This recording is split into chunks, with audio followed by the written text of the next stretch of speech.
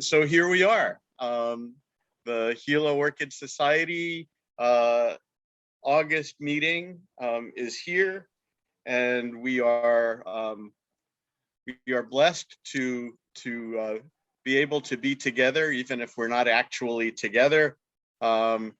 We are, as everyone knows, experiencing a spike due to the Delta variant of the COVID virus, and so it looks to me like we're probably going to be meeting virtually over Zoom for the foreseeable few months. We had a beautiful taste of freedom just last month, in that we had what turned out to be an extraordinarily successful orchid sale at the stadium. A lot of people worked really hard to make that happen.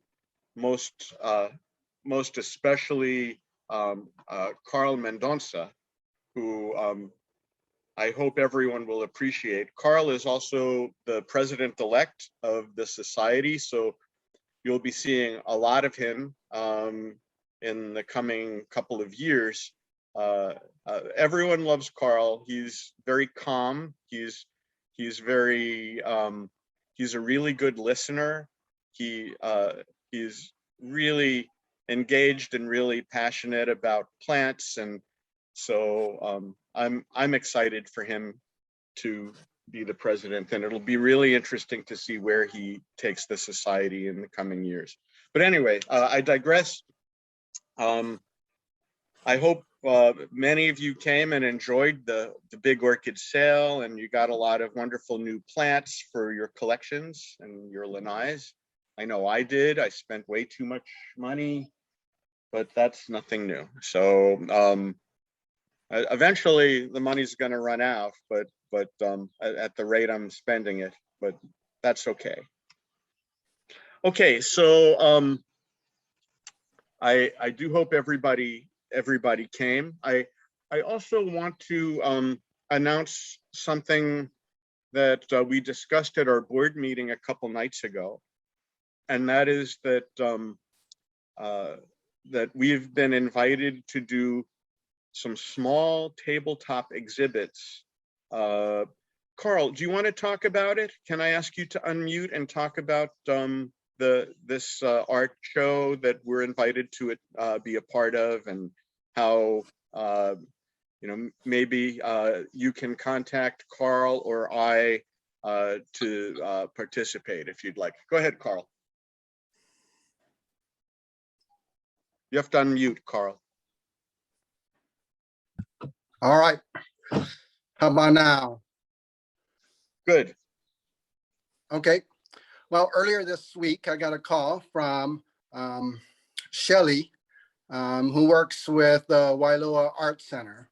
And she extended an invitation to the Hilo Orchid Society to participate in an art exhibit that they're going to have for the month of September. The title of the exhibit is Mosaics. And what came to her was she really enjoyed the mini displays at our orchid shows, our previous orchid shows.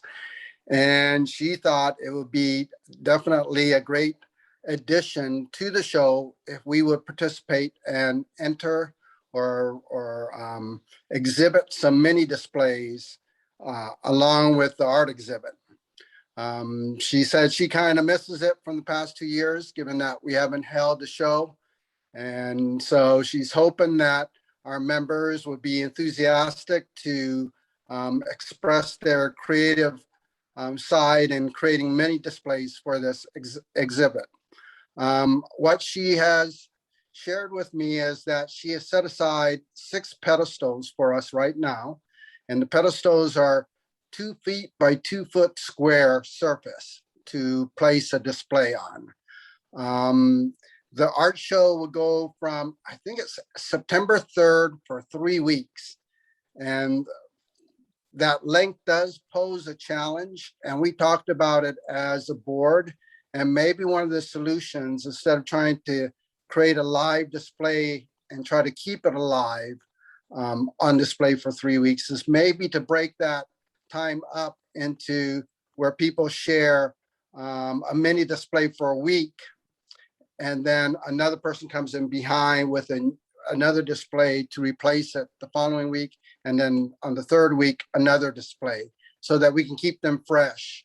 But we're open to other ideas too, maybe just splitting it in two, or if someone wants to make the commitment to possibly refresh some of the greenery and plants during the week, they could also do that.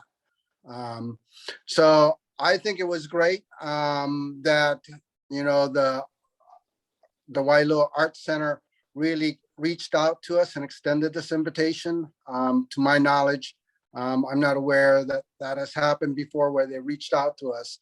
So I'm hoping that we can respond to that invitation with at least several displays. I know several people on the board have expressed an interest to participate. So like Tom said, we're sharing this with all of our members, and we would like to have everyone that's interested in participating to contact either Tom or myself. I think our number is on the webpage, or contact information on the webpage. But we may post up something later if it's not there regarding this invitation. So with that, I guess I want to open up for questions from the group. If you guys have any questions, I'll be glad to try and answer them, or I can follow up and get a hold of Shelley if there's something I can't answer today. So, Carl, I think the best thing to do is to, you know, I mean, certainly if there are questions right now, please ask them while we have a little time still. But I think it would be nice to do some kind of joint exhibit with other, you know, hobbyist growers. You know, obviously orchids are not going to last, you know, 3 or 4 weeks as they'll need to in this situation. I don't know if the commercial growers are interested in doing something just as an outreach. This is not going to be a sale. It's basically going to be an artistic display. So I think it could be fun, and I personally would love to collaborate with some of you on doing some of these tabletops. So again, make sure that you get in touch with Carl or myself. And if you have questions right now, go for it. I'm not seeing any hands just yet, but I'm gonna look at the other screen. All right, something just to think about then, and we'll welcome all of you. I think I'm going to for sure do some kind of display. I got a lot of plants here that need attention from the world, not just me. So, okay. I don't know if we have any other business other than the fact that the sale was a big success. We gained something like close to 50 new members that hopefully, maybe that's one of the reasons why there's so many people on this Zoom call today. Maybe it's new members that are attending, but I think that we got all these new members. Again, thanks to our membership chair, Ellen Train, who made a spectacular team of people who engaged with all the people that were at the sale. So 50 new members is no small thing. It's actually really great. We also made some money for the society. You know, without having a show, we do have expenses, and you know, we gave out scholarships for the past 2 years to local students. We asked for donations to the membership fund and got a tremendous response. to that. So our membership funds are flush. We can continue to be generous to our local agriculture students, and also the judging center donated. All the judges in the judging center donated some fantastic plants that we were able to sell and raise money to support the photography of the judging center. This photography is, really serves us all. First of all, it shows how great the Hilo judging center, the Hilo area is in terms of the incredible orchids that are grown here. And, we often get several national awards each year. To get those national awards, we have to have the best possible photography, because even though the orchids themselves may be impressive, if they're not presented spectacularly by the photography, they tend not to get published in the magazine for these national awards. So our photographer is Glenn Barfield, who most of you know, and this will support his efforts to take the best possible photographs of our orchids, many of which are in our newsletter. Pretty much most plants that get awarded in our center are put in that newsletter so that all of us can enjoy the award-winning, amazing plants that are bred and grown to perfection here on this island. So does anyone have any questions or comments before we begin the presentation? If so, you can unmute yourselves and ask. All right, I think it's probably time to begin the presentation today. So with that, I'm going to share my screen. And let's get this party started. Let's see.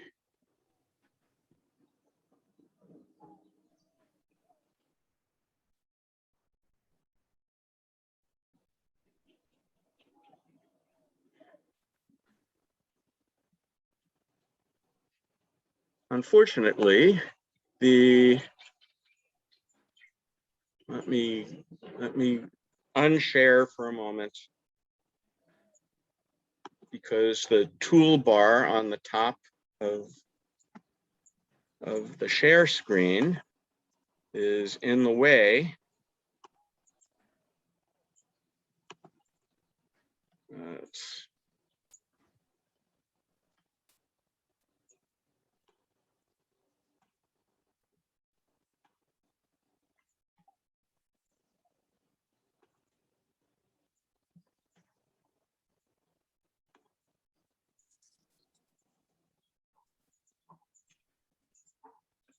All right, I apologize for this. This should have been prepared for this already.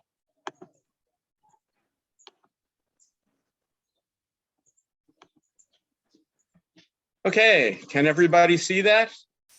Yes. Yes. Tom's African Adventure. So just a little background about how this all came about. I am blessed to have a really incredible group of orchid friends around the world.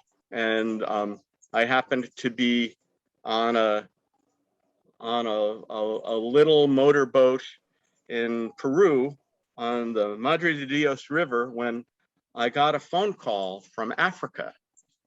And how lucky am I, right? And so the phone call was like, Tom, I'm a member of the Kenya Orchid Society, and we do a fantastic orchid show every year, and we love to have our show judged by the American Orchid Society. But unfortunately, there's only like 2 accredited judges on the entire African continent.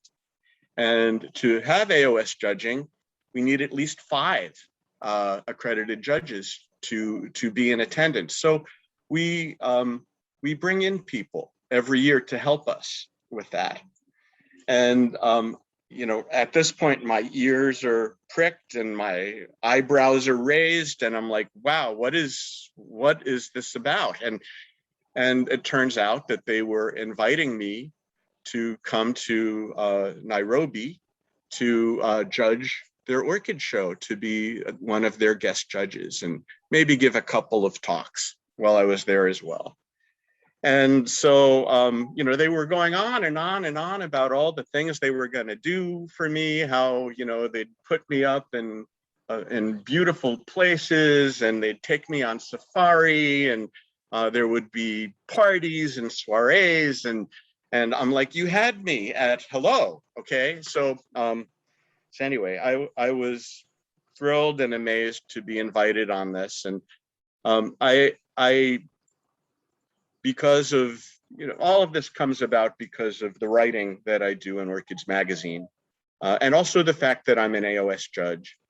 So I want to encourage anyone that's out there that has the same kind of love for orchids as I do, to get involved in some of these other activities, such as judging, such as writing, because in my experience, it's given me back so much to have been, you know, I don't get paid for judging. No one does. It's all completely volunteer. But we also get to see the greatest orchids in the world right here in Hilo as judges.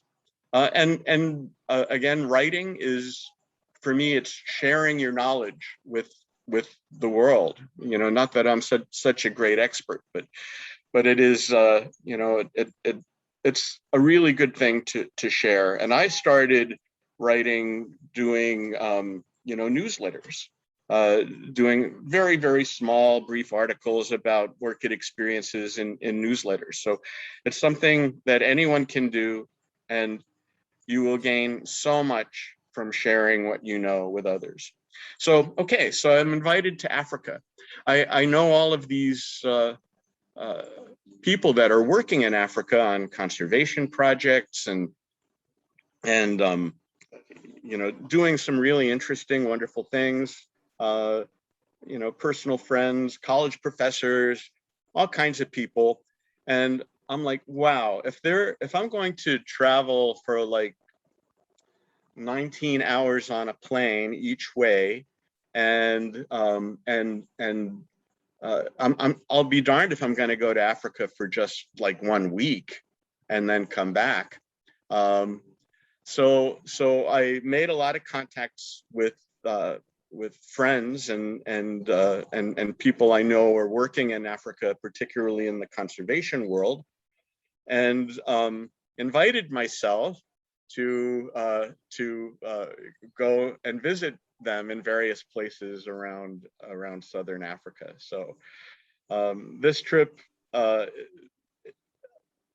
managed to turn the trip into an entire month of experiences. So I hope you enjoy it, and think about, especially towards the end of this, think about coming with me. I'm hoping to go in August of next year, when some really spectacular things happen in Southern Africa. So with that, let us begin. Let me go back. So technically this isn't Africa, but for many years when I was at the Smithsonian, I used to get a lot of queries by email with photographs of plants that needed identification. And there was a guy on the island of Mauritius, a guy named Serge, who sent me pictures of a terrestrial orchid that was growing there. It turned out to be Cynorchis fastigiata, which is a greenhouse weed, but is actually possibly native to that island. Certainly, it's native to Madagascar and the Mascarene Islands.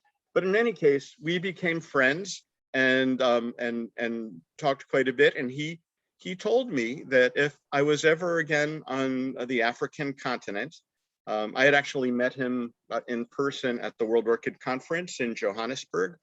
And he told me then that if I was ever again on the continent, that he would arrange for me to fly out to Mauritius, and he would take me around, and maybe we could arrange some lectures and stuff. So what happened was that Mauritius also has a very nice orchid society. It's a small island, very similar to the Hawaiian Islands in many ways. It's volcanic and has beautiful, incredible mountains and beautiful places and highly endemic orchids. It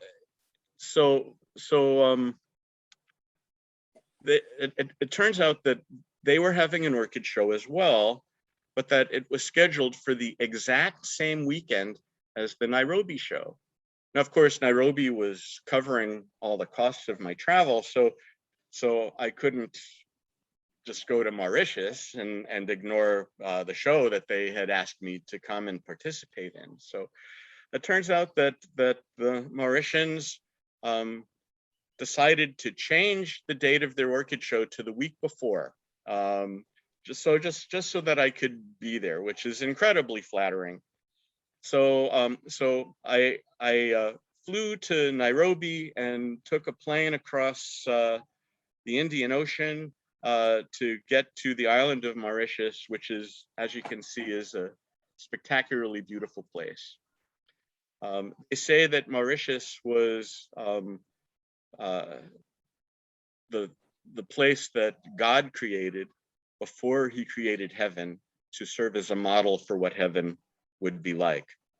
And it is. It's an enchantingly beautiful island, again, with beautiful mountains and lush vegetation that's spectacular in every way. Unfortunately, it's much like the Hawaiian Islands. Mauritius was colonized and planted almost exclusively with a monoculture of sugarcane. So again, another parallel to the Hawaiian Islands. And as a result, the natural places on Mauritius are few and far between. More than 90% of their forests have been removed for the cultivation of sugar, which, honestly, I gotta say, it's probably the most evil substance on the planet. So, but there are still many, many wonderful places on Mauritius to see. And I will say this, you look at Mauritius and then you look at Madagascar. Madagascar has incredible poverty and a lot of difficulties for the people that have also resulted in deforestation of that incredible place.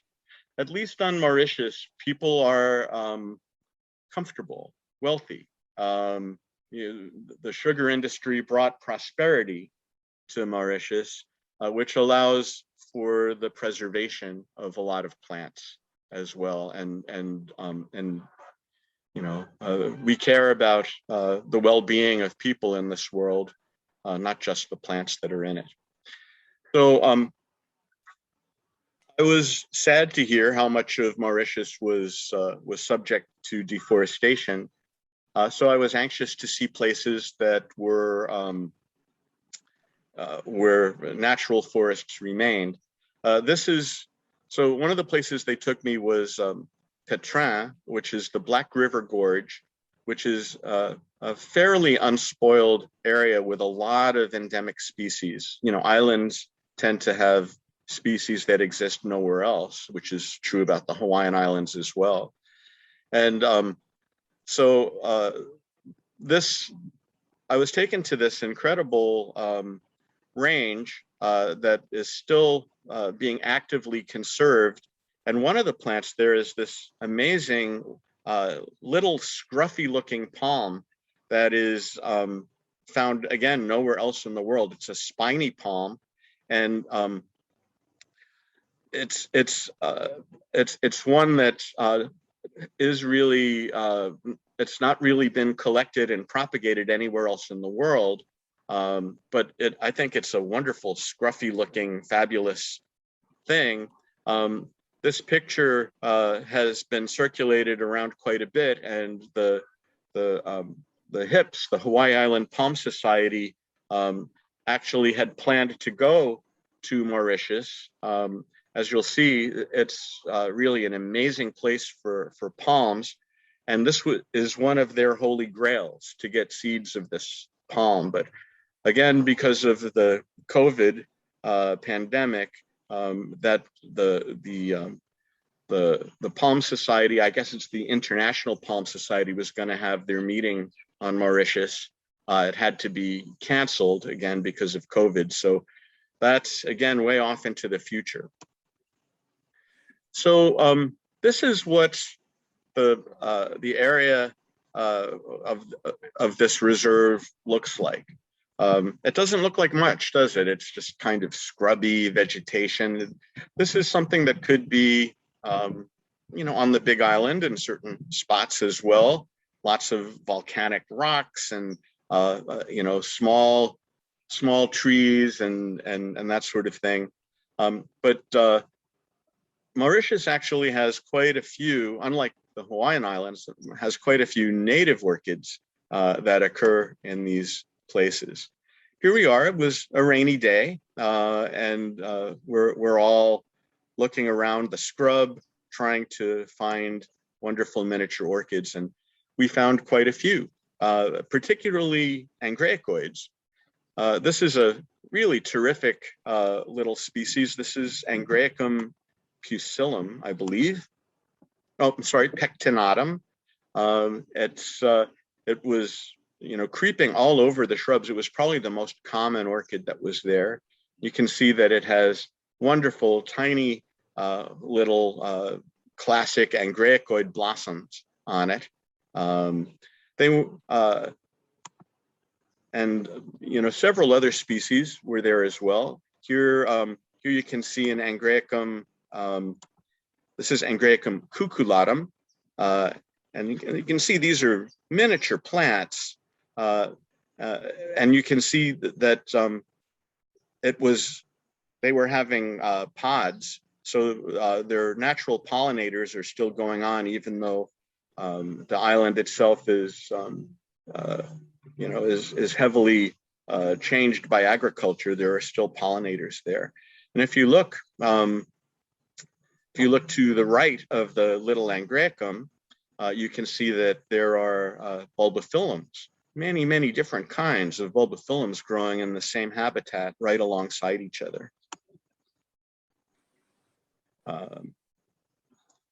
Another wonderful species that was there was Angraecum mauritianum, which was growing at the base of many of these trees and climbing up it. Beautiful endemic species. One of the coolest bulbophyllums that was there is something called Bulbophyllum occultum. This plant also grows on Madagascar as well, but I think the form here on Mauritius is particularly lovely and showy. They often have you know, greenish tri-cornered inflorescences with tiny flowers amidst all these bracts. But this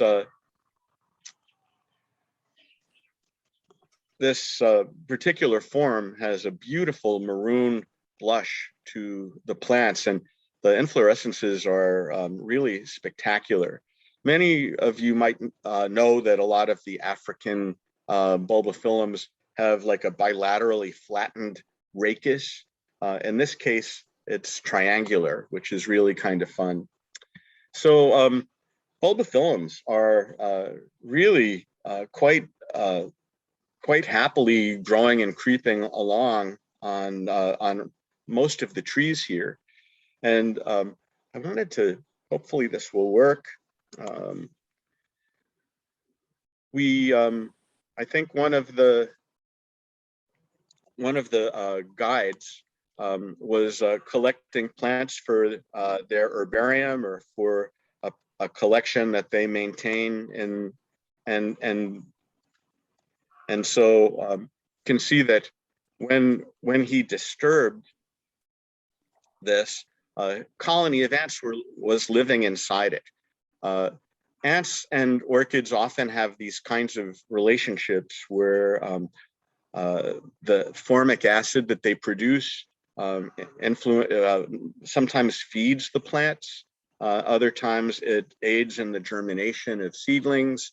A lot of orchids grow in conjunction with ants. Now, the ants are not necessarily the pollinators, but they often are the seed dispersal mechanism. And again, they produce, sometimes they're bodyguards for the plants, and that any thirsty animal that might want to chew on a pseudobulb will often get stinging ants in their mouth when they try. So it's a fantastic ecology between orchids and ants. Another orchid that is actually the national orchid for Mauritius, as well as a very, very interesting thing. It's another angraecoid that hardly anybody can grow, and I'll tell you why in a bit. Look at these plants. These are Cryptopus, and it's actually also the logo for the Mauritius Orchid Society. This plant, Cryptopus. They have really fabulous flowers, usually on a long spike off the apical part of the plant. You can see they're, typical monopodial angraecoid, but the flowers are quite astonishing. Now, there is a species that's well known there that still has not been named. And I believe that's this white flower that you're seeing here. The one that people do grow in their gardens is this one. This is Cryptopus alatus. Now, I was told that people love this plant. Again, it's widely admired on Mauritius, but people have a lot of trouble growing it. And it turns out that people will take a plant like this from the wild, or they'll get seedlings of these plants, and then they'll pot them up in a nice basket with a lot of bark, and the plants die in like a week from that. So the lesson is that this whole genus loves to have its roots exposed to the air. Just look at these plants and you can see that there's just tons of roots all over the place. So if you tie this to a branch or you pot it up with a bunch of bark, the roots hate that. They want complete open air. So they are people fail with them unless they just take them and tie them very loosely to a branch or in a basket with no medium at all. That's what these plants really need. And that's a good lesson for us here in the Big Island. I think that we also tend to overpot plants with an excess of bark, probably more than they really need. Angraecoids also have their roots disturbed, so this is another method that's quite important. So this is again the reserve. And you can, if you look at this picture, here we are, walking on, down a pathway, and you can see that there's an area that's been fenced off with barbed wire and everything, that where everything is kind of short. And then on the right is an area. Let me go back. On the right is an area that's lush and full of trees and plants and everything. Well, Which one do you think is the conservation area? Actually, it's the fenced off side. Remember the scrubby vegetation I was showing you. So what you're looking at on the right are invasive plants, giant trees and ferns and all kinds of things that are invaders, whereas the area here to the left is full of the precious endemic plants of Mauritius. So it's a little unnerving when you realize it.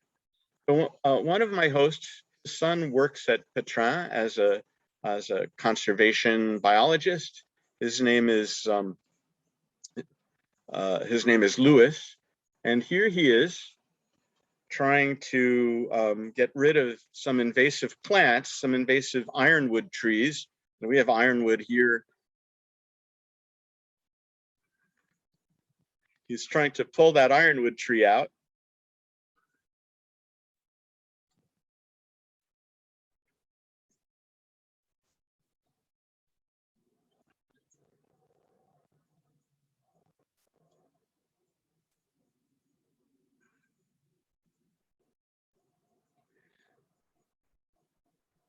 So this joke is a little bit at poor Lewis's expense, but he gave up on he finally got the tree out.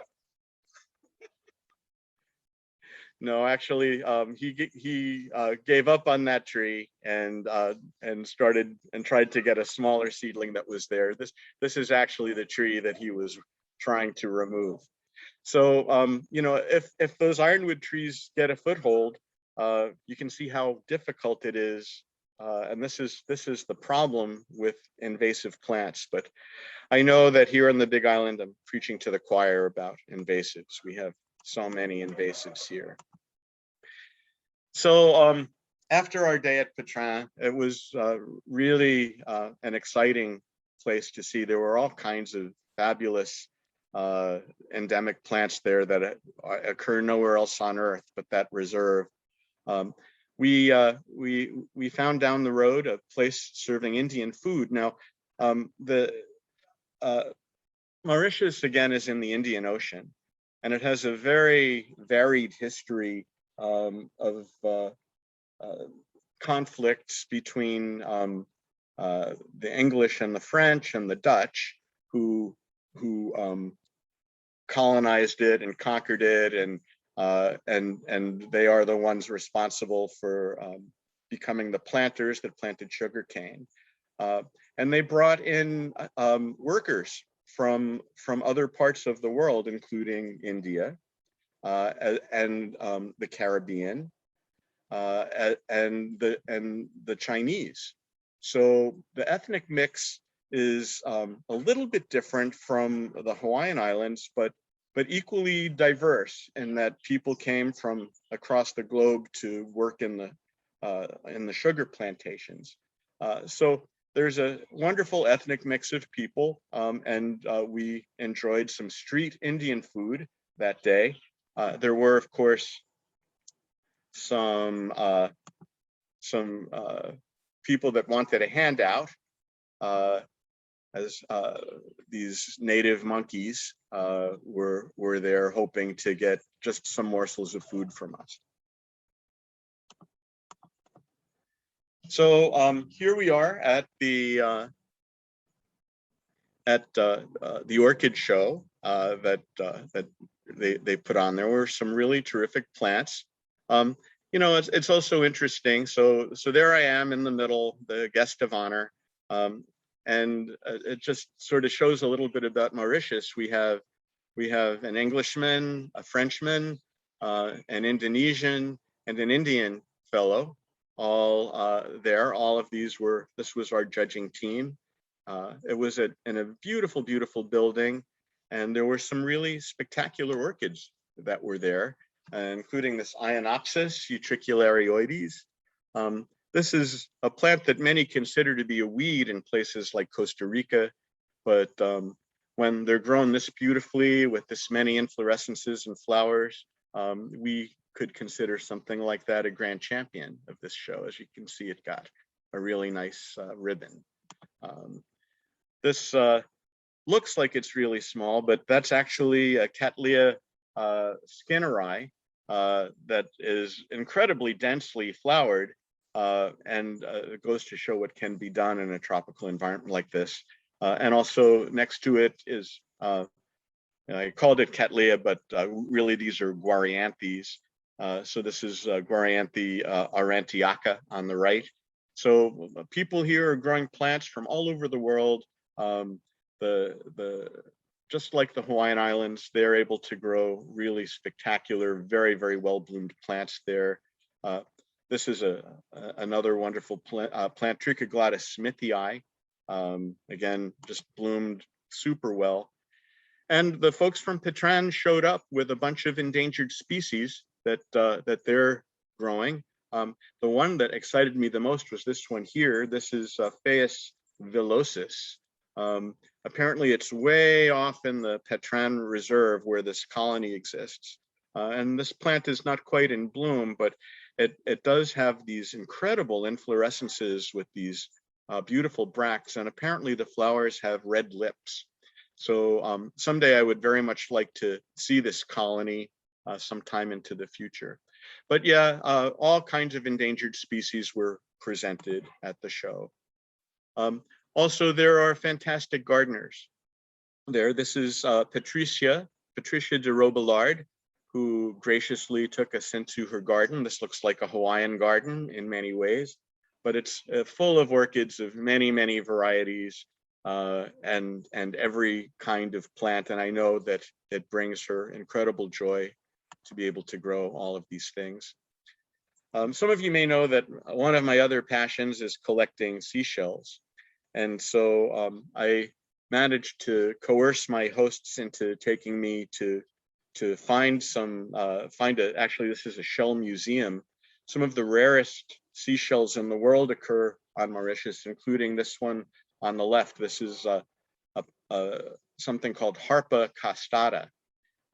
It occurs only on Mauritius and the Mascarene Islands in the water surrounding them and nowhere else on the earth. So as an endemic species, it's extremely valuable. I was hoping I'd be able to get one for my collection, but unfortunately at the Shell Museum, a couple of these were available, but they wanted at least $2,000 a piece for them. So I need to go diving and find my own there one day in the future. So maybe it'll pay for my trip. Another aspect of Mauritius that's, I think, important and a cautionary tale for us is that of the dodo.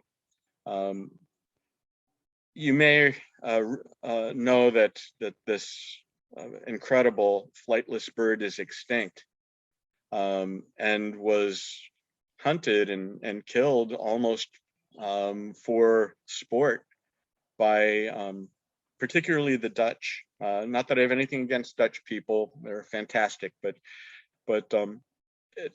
it was another age where people didn't understand and didn't value biodiversity in the same way we do now.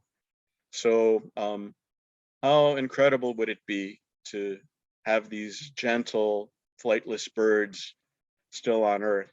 But they only exist as bones in museums and paintings in museums now. I'm going to tie up Mauritius with a trip to the Botanic Garden, Pamplemousse Botanic Garden, which, as you can see from this photo, is absolutely full of incredible palms. These are taliput palms, one of the largest palms in the world, and these are very young ones. They can grow, I don't know, 50, 100 feet tall with massive, gigantic palm, palmate leaves. And one of the things about this botanic garden is that the palms are really the main feature within it. There's very few, if any, orchids in this botanic garden, but still thought it was something worth showing an orchid society. The palms there are planted in a really interesting way. spindle palms, hyophorbies. You can see that the palms are actually planted sort of along pathways. So you don't have just one of each variety. You have like a promenade of palms of many, many varieties. All the pathways throughout the garden are flanked by incredibly beautiful palm trees. So that makes this a palm lover's true paradise and a destination for your bucket list if you're a palm enthusiast, as many of you are. This botanic garden is one of the, I believe, one of the first botanic gardens in the Southern Hemisphere. And it's also notable for having some of the first water gardens. These are lotuses that are in this picture, but it's the first garden in the world that actually featured the Victoria water lilies, the giant water lilies that you see. And most botanic gardens now are growing that plant. They were not at their best, so I took a picture of the lotus instead. I think they're seasonal. They grow better at certain times of the year. There are also a lot of legacy trees in this garden planted by dignitaries, including this one, which was planted by Robert Mugabe. Okay, so after an incredible week on Mauritius, I made my way back to Nairobi for the big orchid show that was going to be there. And they put me up in this wonderful hotel that was attached to a bunch of boutique shops full of incredible artwork. So no, these are not actual ladies. These are statues. And I must say that if we were judging these as we do orchids, they would get full points for fullness and roundness and color. But the artwork there was really quite amazing. Incredible artisans from from all over Africa are creating wonderful works of art that are available. I wish I could have taken all of this home with me, but they were expensive, and I didn't have a big enough suitcase to do it. One of the things that really caught my attention about Nairobi was the fact that there aren't really nurseries that you go to buy your plants. The sides of the roads are the nurseries.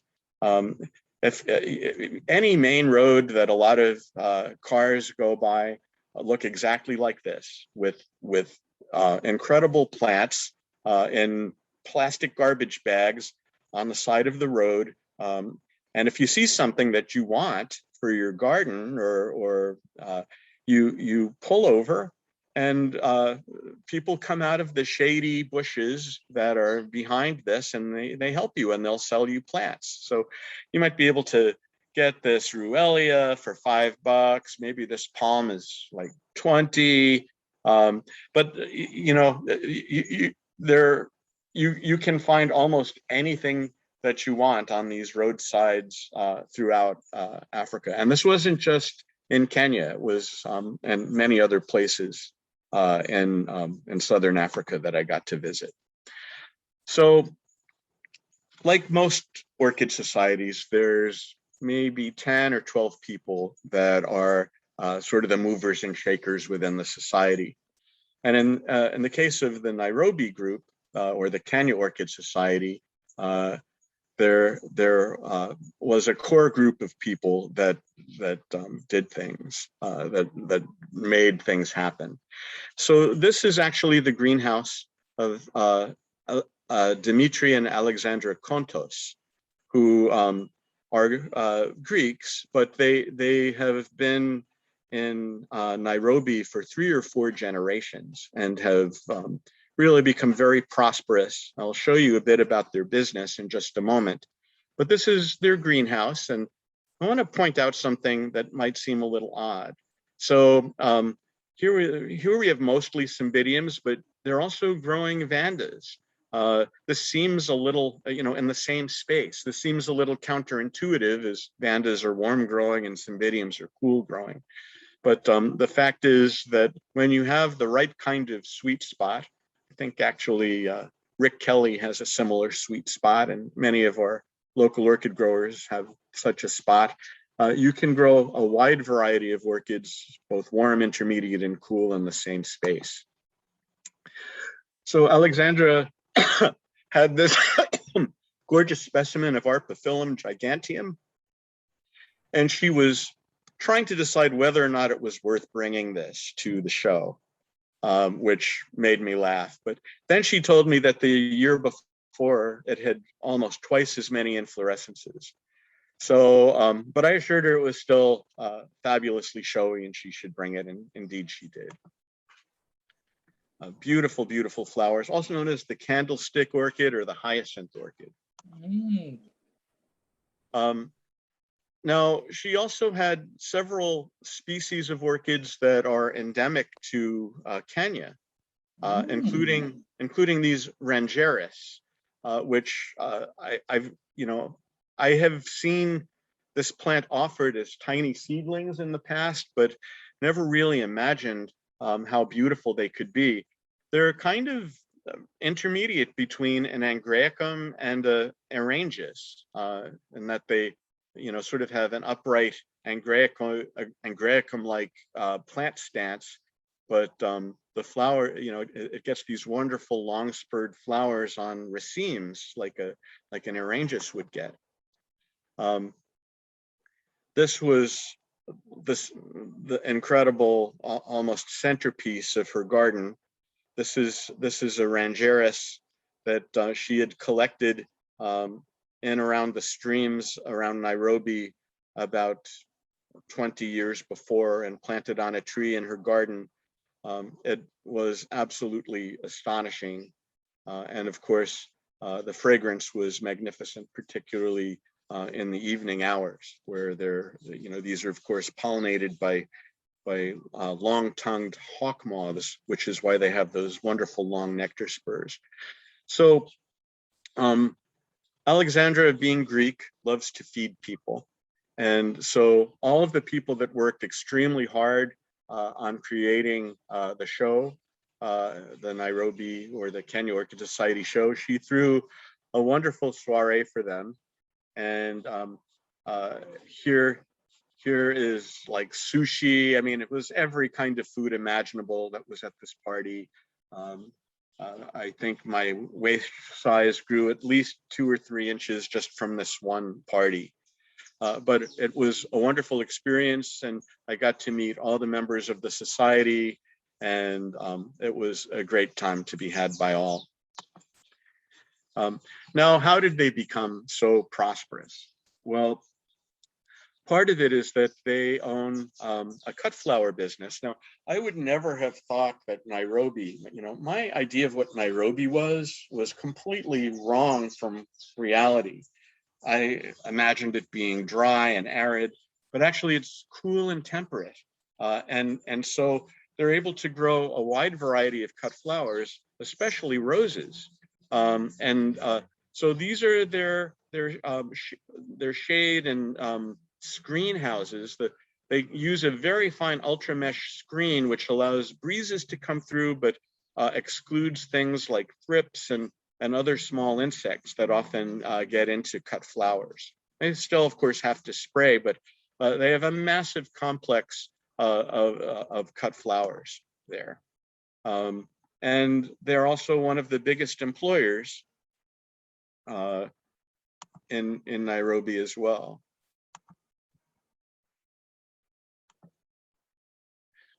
So, cut flower roses, chrysanthemums. Here we are seeing eustoma or prairie, God, I forgot what they're called. But anyway, all these are fabulous cut flowers that they grow. They also grow African daisies. These are gerberas that are being, again, grown for cut flower. This is actually just a really small side business of theirs, are the Gerber daisies. So as I mentioned, when I was invited, they wanted to sweeten the deal so that I would come. Ha ha ha, of course I'm gonna come, by offering to take me on safari. And it turns out that another one of my hosts own a lodge called the Fig Tree Camp in an incredible place called the Masai Mara. Now, maybe many of you have seen the Masai Mara depicted on like National Geographic specials. It's one of the greatest places in the world to see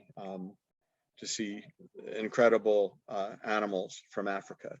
And you know, I'm not going to lie to you. When I went to Johannesburg for the World Orchid Conference, the group that I was with desperately wanted to go on safari and see animals, and I was like, no, I'm here to see plants.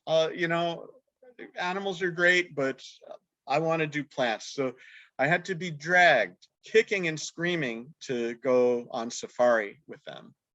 And if I'm being honest, it was the greatest thing I ever did. You know, I'm always going to be, you know, in love with my plants, but seeing these charismatic animals in person is really quite something. And so it's something that if you go to Africa, you have to do. And so to get to Masai Mara, you have to go on these tiny planes that take you there.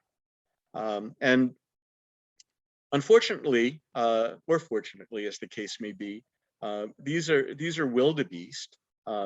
I missed by about 2 weeks one of the great wonders of the world, which is the great wildebeest migration.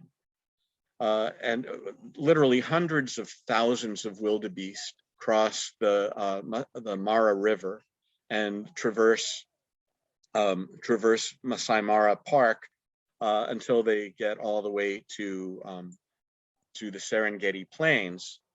And so there were still many wildebeest that are residents there year-round, but the migration is said to be one of the most astonishing sights in the world. And someday I hope to catch it. It's hard to predict exactly when it's going to be each year. So when you go to Masai Mara, it's very nice to go and support the Maasai village that's there. The Maasai village is really interesting and unique. If you look behind these ladies, you'll see that there are, you know, all of their dwellings are in a circle all the way around. It's a circular village. The huts are constructed from the feces, actually, of the cows that they live off of. They use their milk and their blood for food, and they actually live in the enclosure as well, right in the center. And they're taken out every day to be walked and to graze the plains around the village. And of course, they have to have an arrangement like this so that they don't get eaten by lions and other things. But they're very earnest, very welcoming people, and they sang to us a welcome chant, and the ladies were all really lovely. And we also got to experience some of the young men who I really love these guys. Again, very earnest. Many of them are college students, and they come here to help their families and participate. Now, they're not warlike. They don't go around and kill each other. And to compete, they see which boy can jump the highest. And the boy that can jump the highest gets to marry the daughter of the chief. So it's one way to rise in Maasai society. Lovely custom. They are a little tainted with commercialism, but you know, they have all of these people visiting. They should make whatever money they can while us rich tourists are there. So it was October, and Christmas was coming up. I got all kinds of wonderful gifts for family members and friends at their little bazaar. And it was all handmade stuff, nothing made in China. And I did make several friends who still text me from time to time, including this fellow, who always asks me when I'm coming back, which is very, very sweet. But he also started sending me pictures like this. This is his mother. And I'm kind of a little suspicious that maybe he thinks that maybe I'll come and marry his mom and be his dad. I don't know. He's barking up the wrong tree for a lot of reasons, but even so, I think it's really cute and it's very sweet. So what do you see in Masai Mara? Incredible, just thousands and thousands and thousands of animals that we only get to see in zoos. So zebras, giraffe, there's a water buffalo with all kinds of other creatures in the background. Now, I happen to be on this trip, well, there I am staying at the Fig Tree Lodge, which is a very well-known place for honeymoon couples. So here I am in the Jeep, going and looking at plants. I've never felt like more of a seventh wheel in my life, because here we have three beautiful young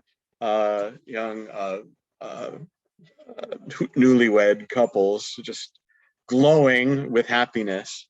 And it made me feel a little bit lonely. Maybe I should have looked into my friend's mom. I don't know. Anyway, we saw quite a few amazing creatures, including these. These are hippos.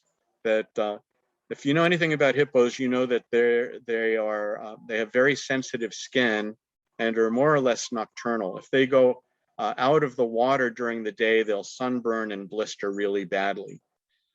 Now, this is also the most dangerous animal in Africa, more so than lions and whatnot, because they are territorial and they have actually very large tusks inside their mouth, and they when they're on land at night, they can be really fast and can clobber you. So the Fig Tree Camp is actually within a one of those I forget what they're called now. It's a type of it's an oxbow lake. Okay, which luckily was dry in October, but it's inhabited by hippos, and they instruct you never to go out at night for fear of a hippo finding you and hurting you. These are also one of the most dangerous animals in Colombia now as well, because hippos were brought there by drug lords for their private zoos, and they've escaped into the waterways now in Colombia. Lions, there are many lions to be seen there. The lions are thriving. This mom is feeding a bunch of youngsters, and we saw many lions with kills. We found sort of enclaves of young male lions that often hang out together until they can take over a pride of their own. So the lions are doing just fine, and I'm told that lions are not particularly dangerous here, unless as long as you sort of walk with swagger.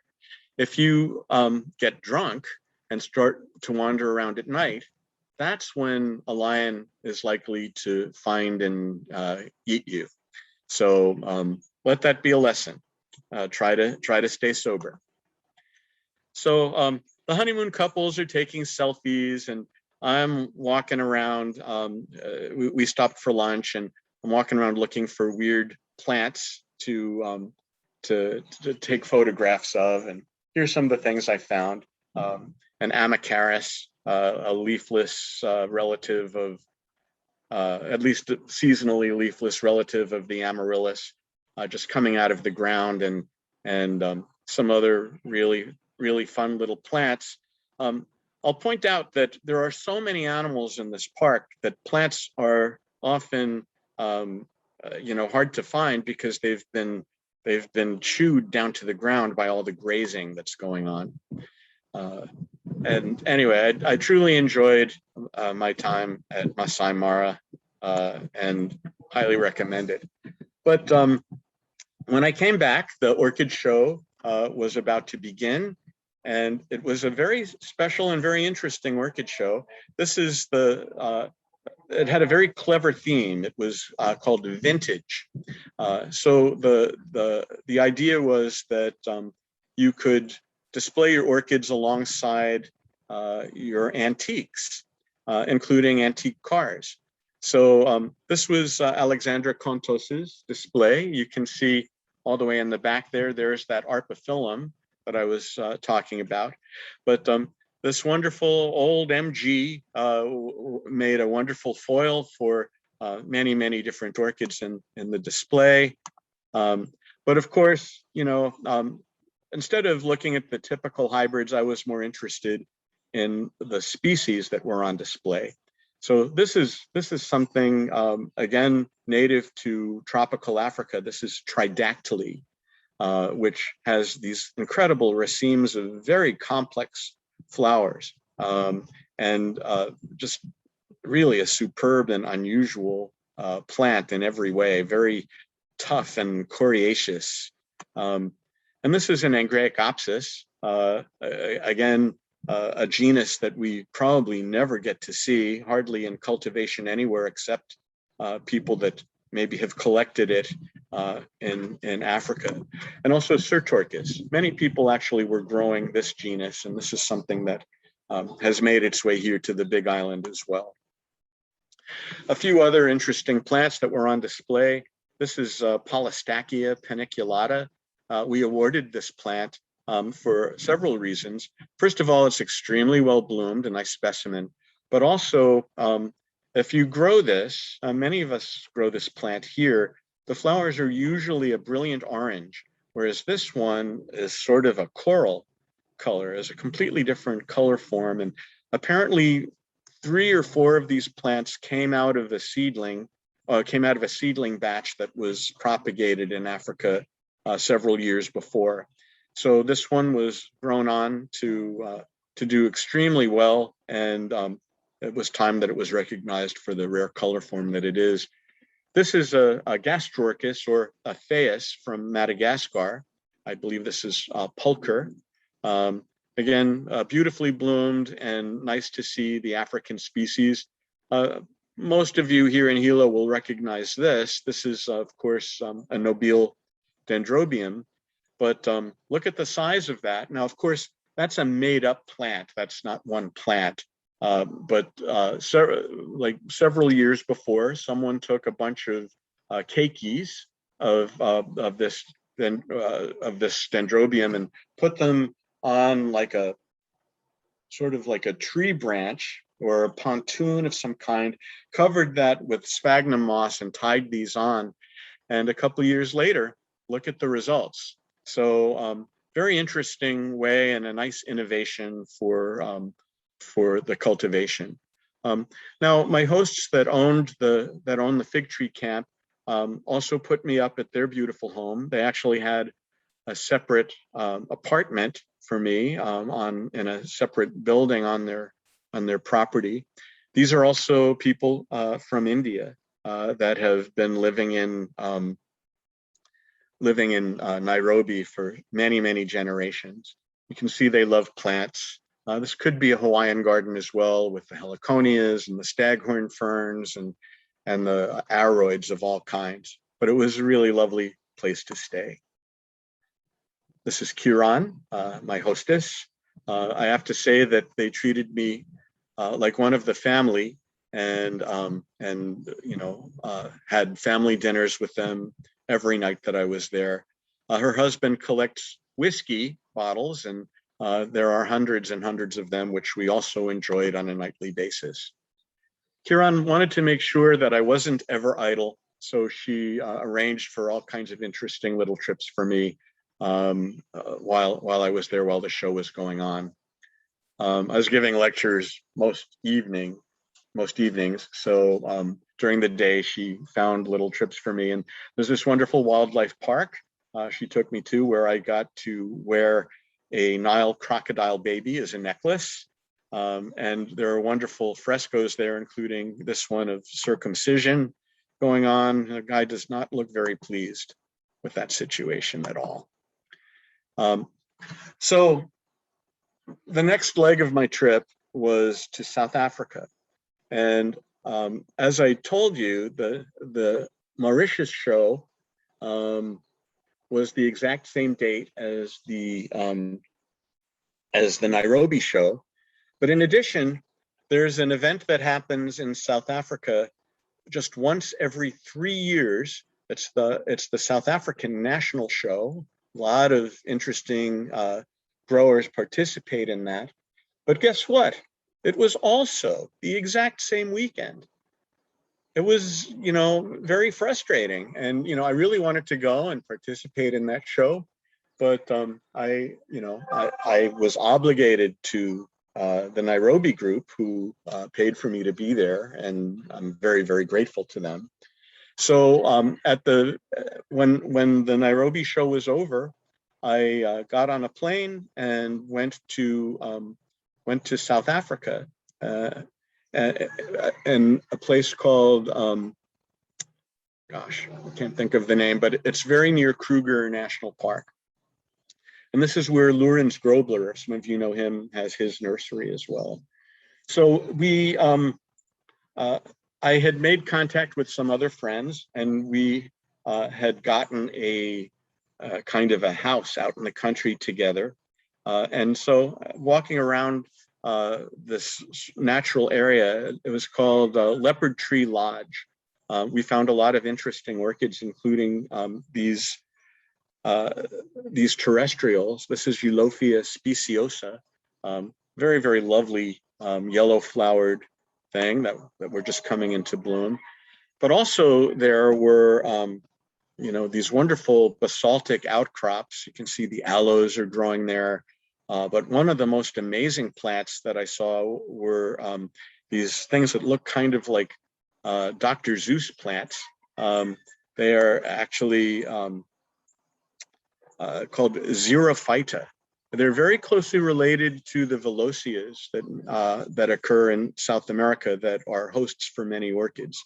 Velocea, and these actually used to be in the same genus, but they separated them out into Xerophyta and for the African ones. And the trunks are very much like tree fern fiber, and they bloom in great profusion. They have really wonderful flowers. Unfortunately, this is the only flower that I got to see. Apparently the day before, they were just absolutely flush with blooms, which is typical for me. So what you're looking at here, these are other wildflowers that were in the same vicinity. These are wild Gerber daisies on the left. Oxalis, which many of us think of as being a weed, actually has some extraordinarily beautiful cultivars and species that occur. It's sort of the center for diversity for oxalis, and there's a lot of really cool ones there.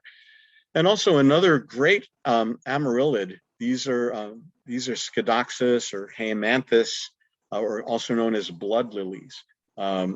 This is a great understory plant that you can find in almost any forest, growing in the shade. So the South African National Show had some extraordinary plants in it, including this. This is Laelia speciosa from Mexico. Now, this has always been one of those plants that I find really hard. I've tried to grow and generally always kill, but this plant had about 10 inflorescences on it, and was an extraordinarily beautiful form of the plant.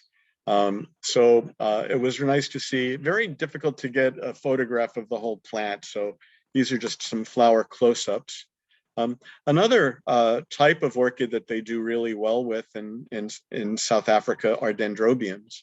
So here we can see Dendrobium senile in the middle with its white hairy pseudobulbs, and I believe this is Dendrobium transparens on the left, and on the right is Dendrobium gatton sunray, a hybrid from like 100 years ago that has made its way around the world. But of course, I'm always interested in the native species and the Angræcoids in particular. So here's an incredible specimen of Angræcum leonis up on the top there with about 10 inflorescences all the way around the plant. Of course, the well-known Angræcum sesquipedale does very, very well in the situation. Errangeus modesta, spectacular long inflorescences, and a lot of very interesting leafless orchids.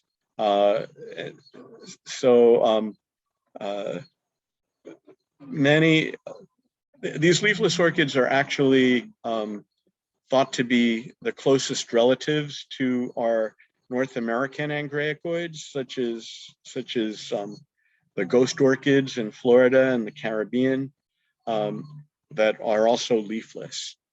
They don't really look very much alike from this, but it is pretty interesting to see these plants that somehow managed to cross the Atlantic Ocean.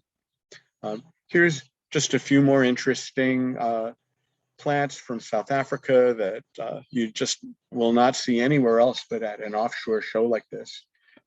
Here's another Polystachya. I believe this is Valentina, this lovely pink flowers. I was really charmed by this grassy looking Polystachya. The flowers are very beautiful, a very, very small miniature plant. And again, more of these leafless Angræcoids. I had the idea that I would drive from this orchid show all the way to Cape Town, because that whole drive is full of beautiful flowering trees, and so these are just some photos of the jacarandas and the grevilleas that are there. Now, if you go over to the Kona side, you can see scenes almost exactly like this, because both these jacarandas and grevilleas have also invaded the arid portions of the Big Island, amazingly. I met several botanists while I was there, one of whom is the curator for a botanic garden that's in association with the University of KwaZulu Natal. And she took us on a field trip to see some weird, wonderful creatures. This is everlasting, a helichrysum. There are hundreds of species of these in Southern Africa. There's also hundreds of species of gladiolus, including this incredible black one. This is a miniature thing about maybe 10 inches high, but it smelled of mint. It was really, really a superb, beautiful thing. And this is a very strange plant called boophone, or boophone. And you can see that it's growing amongst rocks and that it's all burnt at the edges. So this field actually burned, but the bulb survived because it was in the rocks and not actually out in the field itself, which allows for them to be preserved. It was a small ravine that was in the same habitat, and we looked there under there were small trees, craggy trees that were growing there, and looking underneath into the shade underneath the tree, we found orchids, including these. This is another one of the plants that's, let me go back.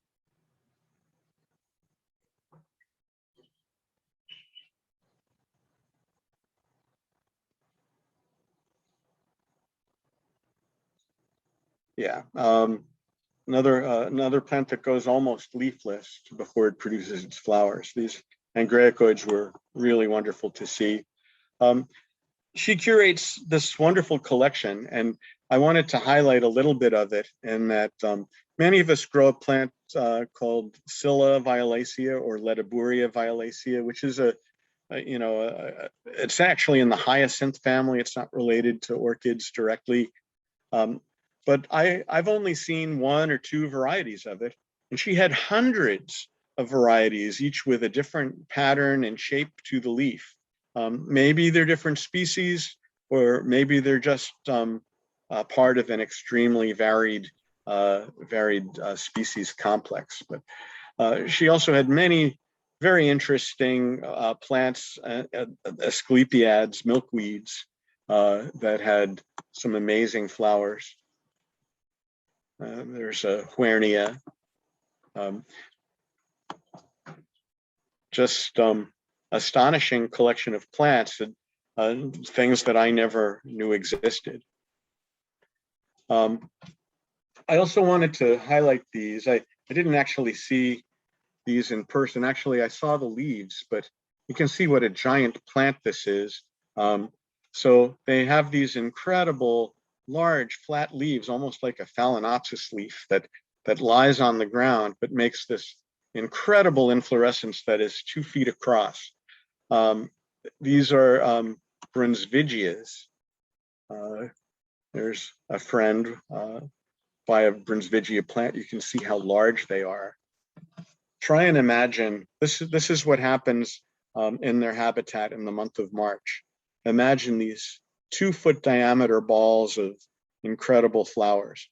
There's different species. Some are red, some are white, some are vermilion, but most of them are a luscious pink.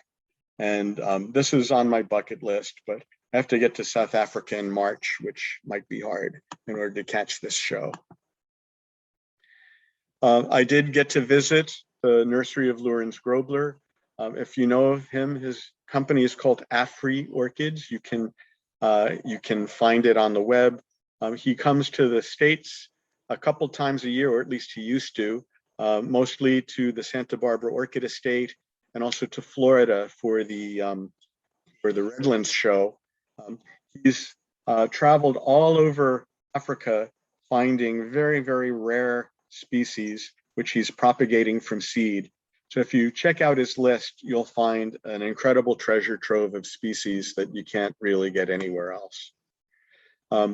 So my drive from KwaZulu Natal to Cape Town was full of incredible sights, including this area, which is called the Fynbos. That's Fynbos. Trying to pronounce it like an Afrikaner. But there are really lovely plants to see there, including these Watsonias, which are again related to iris. The iridaceae is gone really amok, incredibly diverse in South Africa. There's another very, very weird irid with fuzzy flowers. In some of the habitats, I found this plant. This is Syncarpha, which is another everlasting, where the plants really, the habitat often looks like it's snowed there, when of course that isn't the case. Many plants in the daisy family occur there, many African daisies. When I did finally get to Cape Town, I had this wonderful beach view of Table Mountain across the bay. And I was, of course, looking for seashells on this beach, but the beach was covered with Portuguese men of war, so I didn't do that after all. So one of the great things about South Africa is that there's several of the world's greatest botanic gardens that are there. And I managed through a friend to be able to stay in a cabin at Kirstenbosch Botanic Garden. And so I very much enjoyed their conservatory. These are Welwitschia, which is one of the coolest and weirdest and most wonderful plants and most ancient plants in the world. Welwitschia can live for centuries, and their meristem is right at the base of the plant. So these leaves just continue to elongate for a couple hundred years, often are very tattered and ugly on the edges. Now, these plants were actually planted by seed into this display within the conservatory about 30 years ago. So these are still babies. You can see the woody trunk of one that might have been several hundred years old. That's also in this display. Amazing plants around Kirstenbosch and around my drive around South Africa. More irids, Boo Phone in bloom. This is a wonderful plant called Wackendorfia. Here's just some other beautiful plants planted within the Botanic Garden, including a very strange impatiens and a Streptocarpella, gesneriids. One of the plants that I think are most beloved that are from South Africa are the pincushion flowers. Unfortunately, the name is escaping me at the moment, but they are they come in many different colors. There's many species. These are planted at the Botanic Garden in great profusion, so you can really enjoy them up close and personal. But they were quite visible on my drive to Cape Town in many of the canyons on very well-drained slopes. Now, we grow this as a cut flower in upper elevations here in Hawaii. I know in Kula, on Maui, as well as here on the Big Island and some higher elevations. Wonderful plants to grow. They are, of course, related to the proteas. And this is one of the largest flowers of all. This is the king protea, which is almost always on display there at the Botanic Garden. Just some oddball, interesting plants that you don't get to see in other places. I was invited to go on a couple field trips while I was in Cape Town area. I went to a place called Betty's Bay, which is well known for incredible biodiversity. This is a yellow wild kalanchoe or kalanchoe that was on the trail. This is an incredible sunburst sedge that was also there. Amazing plants throughout, more incredible irids. This is a flame lily, also known as the Palansia is its genus, really lighting up the landscape with its brilliant orange colors. Babianas, more incredible irids. This is Aristea with these blue flowers. Irids, again, have diversified incredibly in Southern Africa. There's a gladiolus, which is again also in the iris family, but this is one that you can buy bulbs of. They call it the painted lady down there, but they call them butterfly gladiolus here. You can get them at Home Depot. Just incredible diversity in the irids, more helichrysums. The Fynbos is one of the more rainy, lush places, but there are many places in South Africa that are more desert where you can find tree aloes like these with wonderful flowers that you'd think are hummingbird flowers from the look of them. But of course, they are there are no hummingbirds there, but there are honey creepers. Here's just a bunch, again, in the very dry Botanic Garden. This is Little Karoo Botanic Garden. There are pelargoniums and a lot of very interesting plants that prefer these dry conditions. Grewia, amongst others. So I know I've diverged away from orchids, so let's get back to orchids a little bit. These are ceratandras. The walk that I got taken through in the Fynbos had many of these beautiful little yellow terrestrial orchids that are related to the disas or the dices. But the thing that I really wanted to see more than anything else were these. This is Bartholina. And there's a wonderful community of orchidists, well, actually just plant enthusiasts in South Africa. When the flower seasons are there, everyone goes. Lots and lots of people go to see the wildflowers, which can be incredibly profuse. So there is a community that when they find something rare and spectacular like a Bartholina, they'll tell their friends. And so I was told that one of these was in bloom very near the shipwreck at the Cape of Good Hope. So I drove 3 hours to find it, and I did, but it was really, really past its prime. This is a photo by friend Jenny Parsons, who also tracked it down a couple weeks before. The other one that I would love to see, the other species of Bartholina, is this one. This is Bartholina Atheliae. Definitely on my life list, definitely on my bucket list of plants I need to see in person. The time of year I was there was the time for Satyriums to be in bloom. This is another wonderful terrestrial orchid. Most of the orchids in South Africa are terrestrial.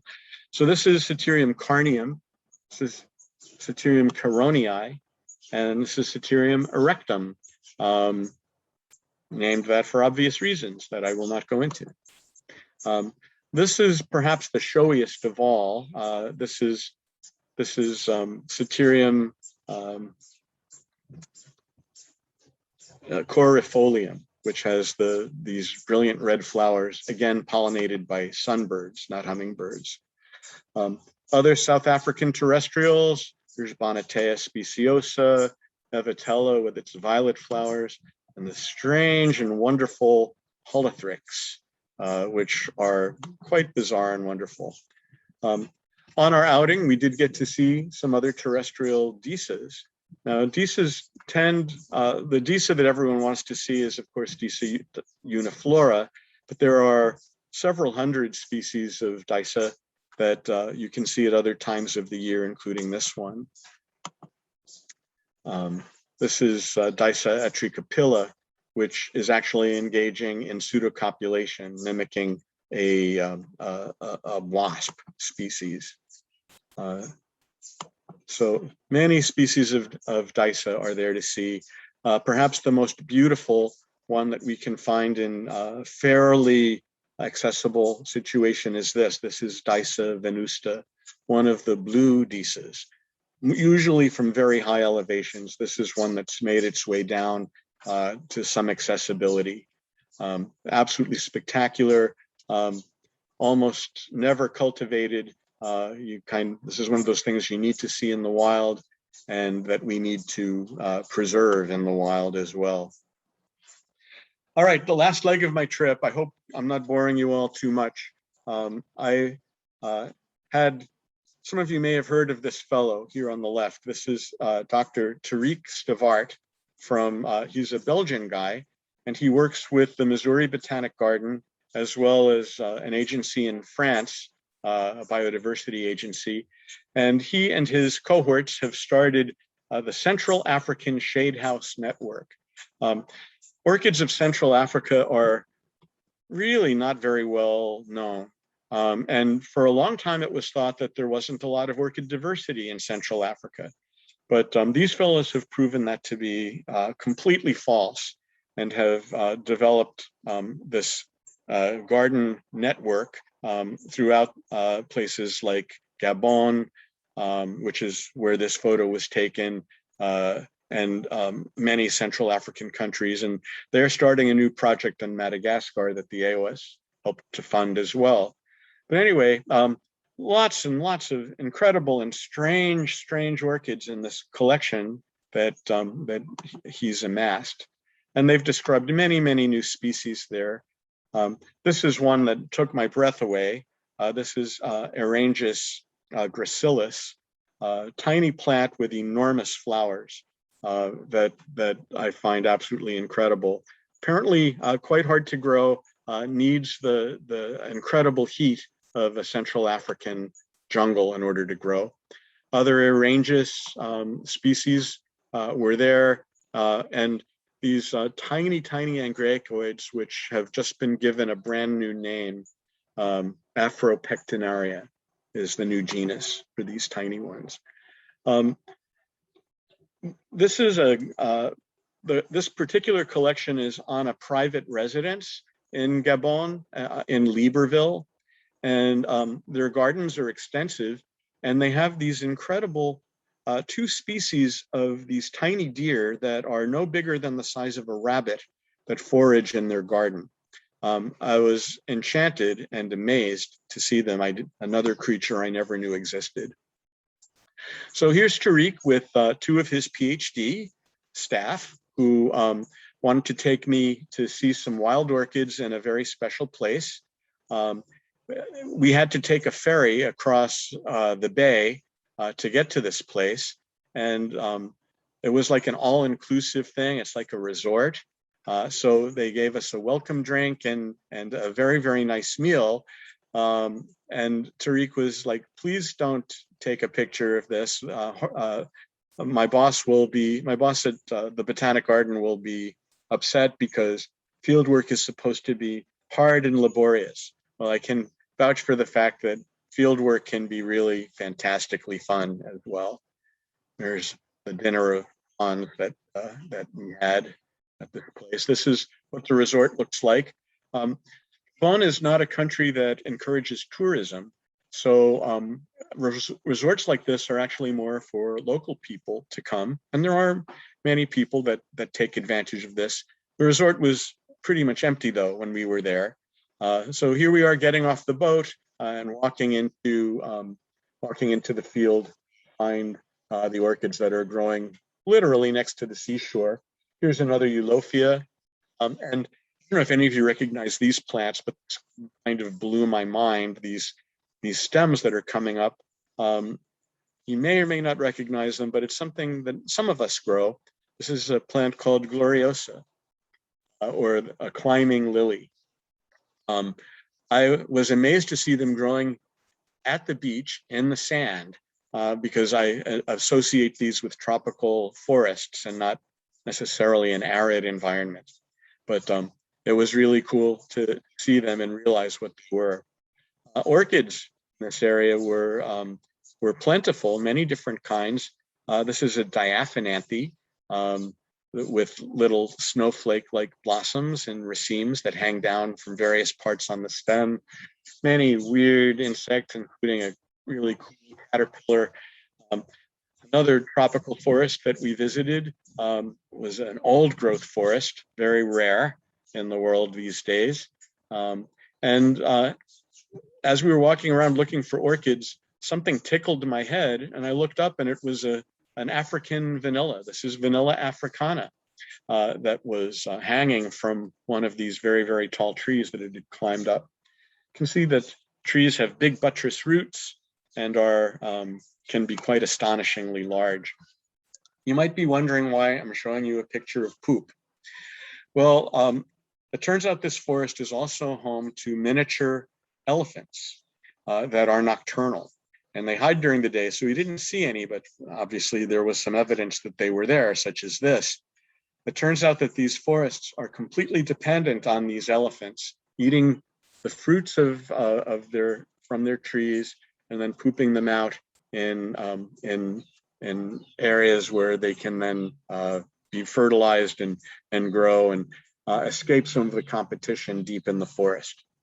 I suspect that the seeds need scarification as well. So being digested by an elephant provides that. Now, this area had another of the African networks, shade house networks. This one was not nearly so nice as the other. So things like this need support. This particular place is starting to crumble and it's full of all kinds of incredible plants. Very weird bulbophyllums that you've never seen. This is a plant called Lystrastrachus, also known as the toothbrush angraecoid. These are being produced from seed now. I think you can actually get this plant from Tropical Orchid Farm, but very, very unusual angraecoids. There's an Afropectinaria. And some of the trees in this area had what I'm told is the commonest orchid in Central Africa. It looks like a vanda, right? But actually it's this. It's Plectromynthus caudatus, really astonishing species with a corkscrew for its nectar spur that can be almost as long as Angræcum sesquipedale. So if you'll just bear with me, I know I've gone really long. I just want to show you a couple other things, hopefully to whet your appetite to come with me on a trip in the future. So this was my trip to Johannesburg for the World Orchid Conference, and they had a whole area of native orchids, including these Satyriums, a Bartholina, which again really shocked me to see in a pot because I didn't know anyone was cultivating them. I actually tracked down the owner of this plant, and he told me that this plant has been in that pot for 10 years and that he does almost nothing to it. Except water it occasionally, and it needs a dry period as well. So I think that if we could just get seed of this species, we could probably grow it really well. I did get to go see animals on that trip, including white rhinos.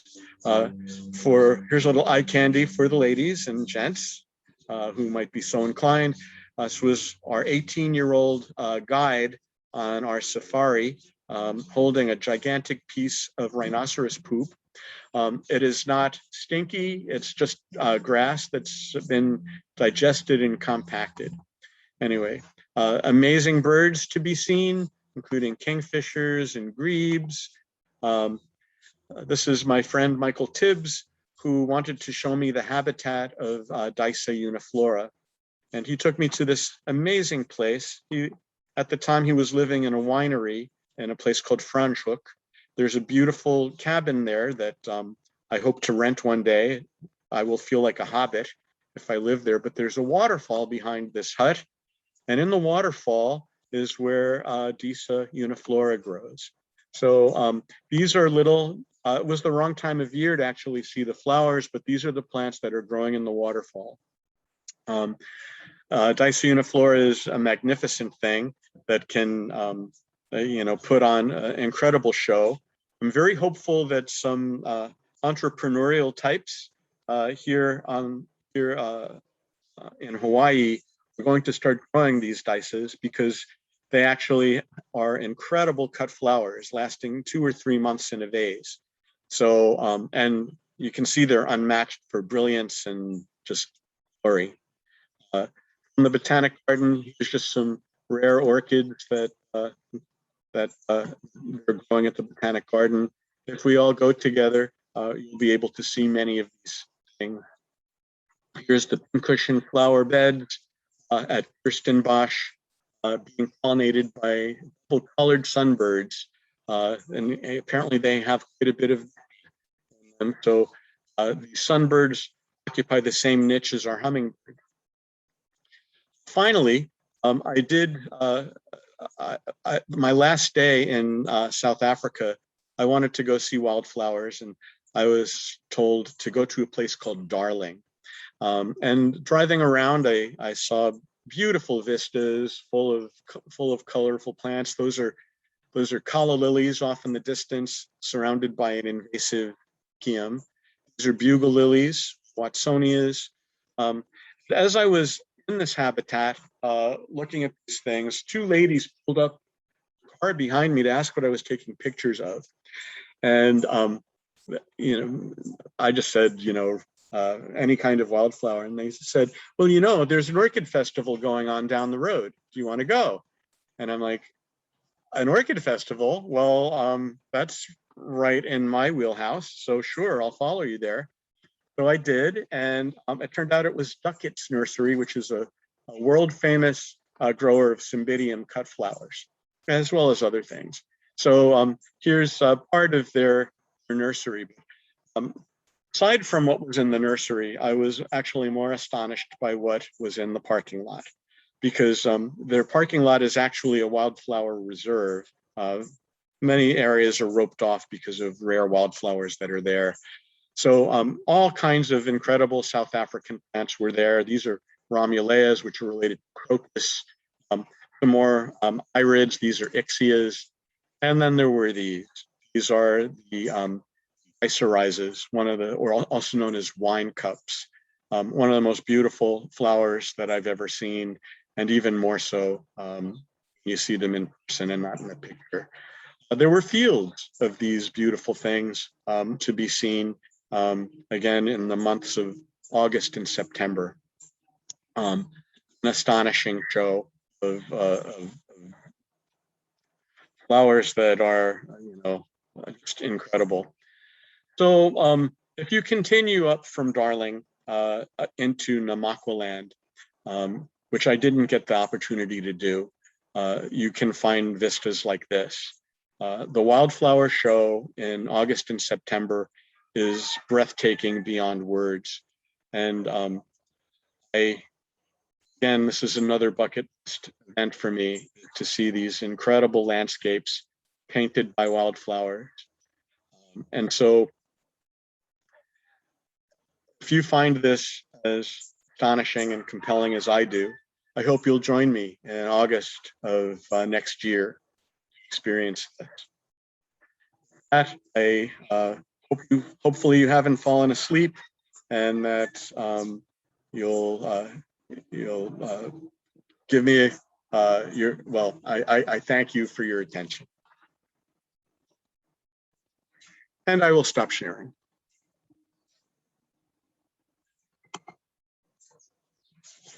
Are there questions, comments? Anyone want to throw tomatoes at me? Thanks, Tom. That was really interesting. A little long. Sign me up. I'll go next August. All right. That's good news. Okay. Well, Yeah. Tom, you're just, all welcome. just to say that it was long, but it was worth it. That was amazing. Oh, Larry, thank you so much. Absolutely fascinating, and in every detail down my aisle. And my son had the opportunity to be in Namibia, and he saw the welwitschia in the park where it is, and I think it's the exact same park where it is in the book by Jane Goodall. And here is a picture of that. Now, I don't know how you see any of this. Oh, we can see it. But that's a picture my son took of the welwitschia. And to me, if you continue from Namaqualand into Namibia, you come to a desert habitat that's full of astonishing things like the welwitschia. and he also took picture of the flowers, but this is his picture. And I put it in the book of Jane Goodall, Seeds of Hope, where she has a picture of the welwitschia, and with the fence posts, it seems to be the very same spot. And it's amazing how a plant can keep on growing for thousands of years, and it's Truly a living fossil, kind of like me. Well, when do you start your fossil stage? Well, Question? I'm older than you. I'm definitely ossifying, unfortunately. So it's coming. It's coming. That you start the fossil stage? Well, Yeah, I've begun it, believe me. I'm identifying plants and little bugs using my ancient books, which are oftentimes in German, and get to the bottom of that. Yeah, indeed. Okay, are there other questions or comments? Oh, I what's the name of that last blue flower? The last blue flower. Around red, the little one. Oh, Geiseriza radians. Geiseriza Geissorhi.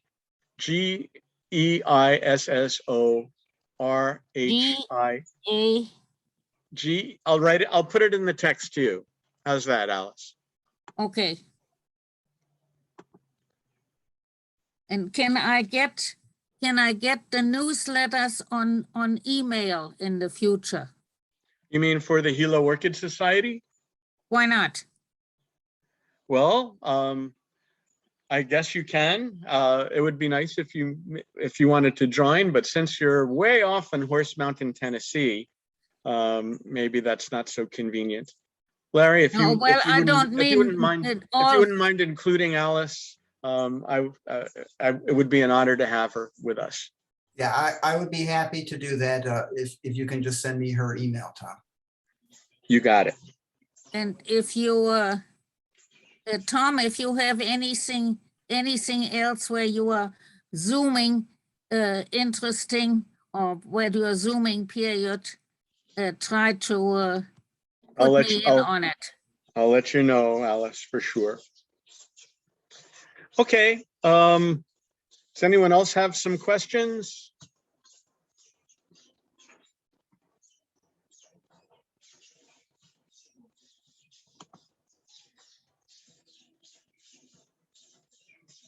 Okay, well, I must have been very thorough then.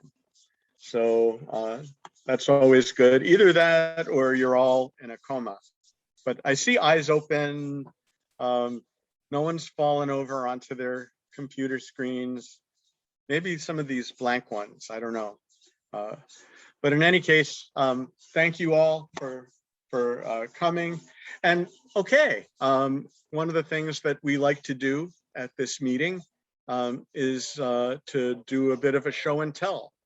So I would encourage anyone that has orchids to go to the speaker view, and then when anyone is talking, they'll be able to show the orchids that they have in bloom.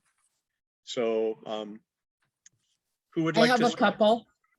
I have a couple. Okay, go ahead. Okay, one of my African orchids cooperated, and it's actually in bloom. And look, can you see the flower there?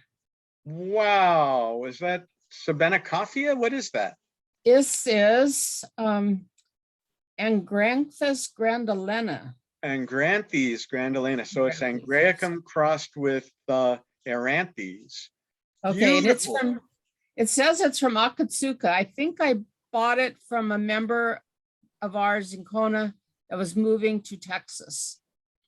So yeah, No. Akatsuka actually gave us seedlings of this plant when they did their workshop with us a few years ago.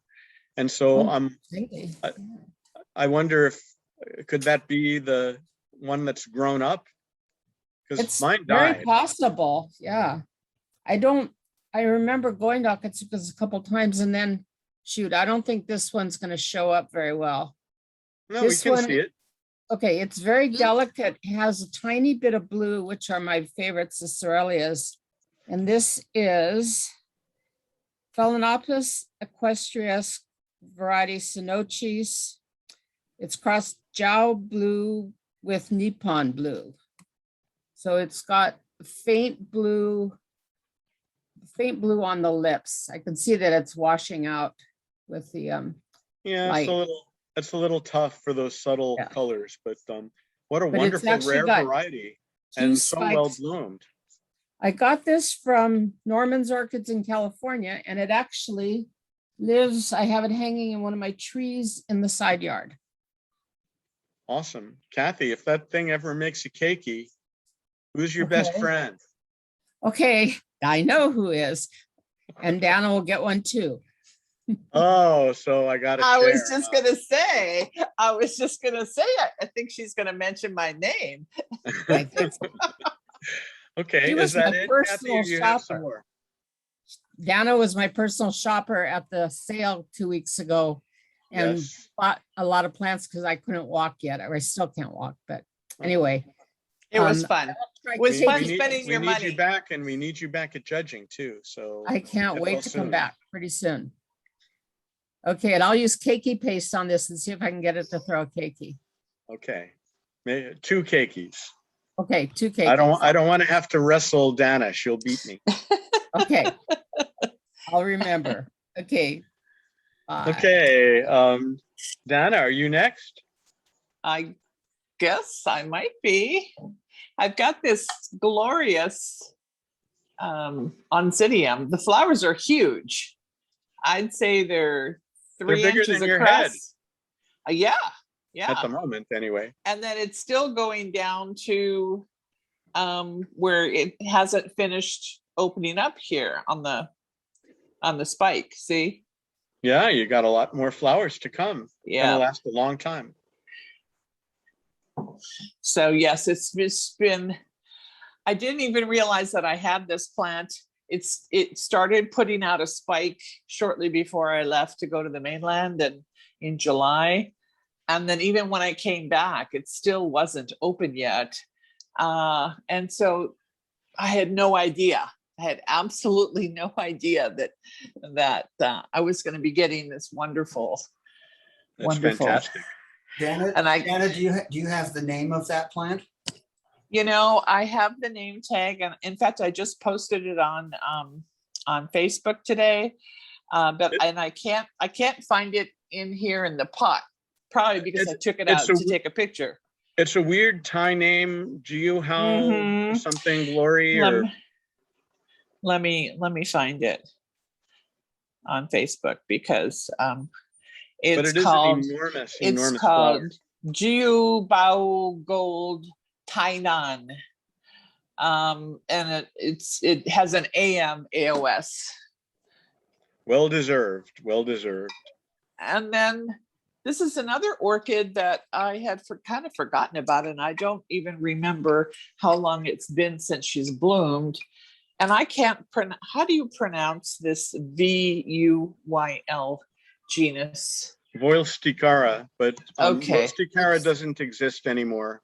It's a Okay. because of all of the reclassifications of Oncidium and particularly Odontoglossum, which this has a lot of. It is no longer it no longer that genus no longer exists. Well, this hasn't bloomed in 4 or 5 years. I had forgotten that I even owned this one. So really pretty. And it doesn't pay attention to those taxonomists anyway, right?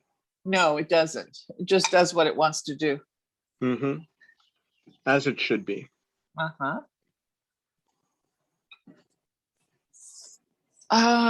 The only other thing that I can think of that you might be interested in, this is a cross between, this has got some Rene Marquez flamethrower in it. Okay. This one is called, it's called Rene Marquez crossed with RLC Free Spirit. So this has a similar but different coloring, and the flowers are bigger than the regular Rene Marquez. Yeah, I was going to say the flowers are quite robust. And there is no bright pink on these, like there usually are on the Rene Marquez. So, but it's quite a pretty one. So, I think that's very vigorous too. Yeah. Yeah. Does anybody else have anything that they want to show?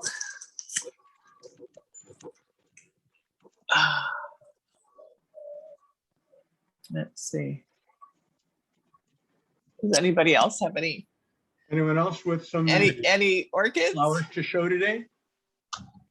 Oh, come on. Nobody? All right, I'm gonna run and get some. Okay.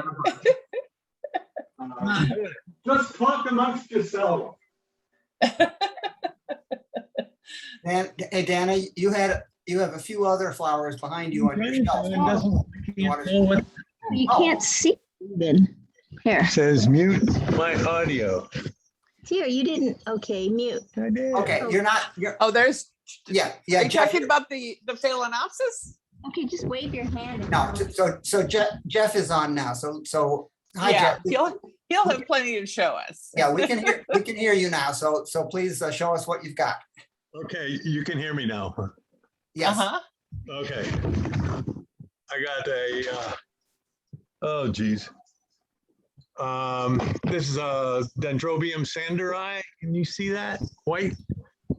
Can Or you is it- raise it up a little bit, Jeff? This way. Oh, there we go. No, up. Up. Either that or take your camera down. Yeah. Let's There see we it. go.